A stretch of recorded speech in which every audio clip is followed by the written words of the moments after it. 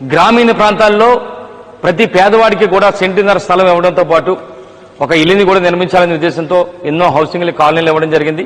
అలాగే అర్బన్లో కూడా నర్సీపట్నం మున్సిపాలిటీ అర్బన్లో కూడా ప్రతి పేదవాడికి కూడా ఒక సెంటు స్థలాన్ని ఇచ్చి కూడా అక్కడ కాలనీలు కూడా ఇవ్వడం జరిగింది. ఈరోజు చూస్తే మరి జగనన్న కాలనీలు నర్సీపట్నం నిధుల్లో చూస్తే అది కాలనీలు కాదు, ఒక గ్రామాలుగా ఉన్నాయి.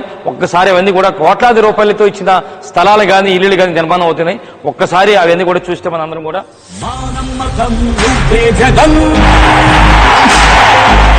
నమ్ముతాం నిన్నే జగన్,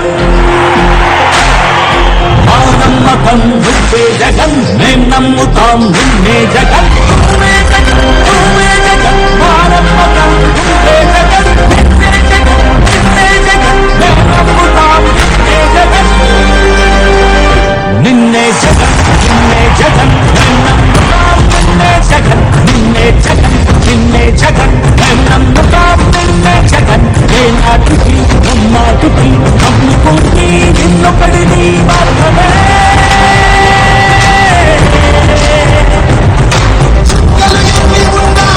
మా సూటిని తీరుతే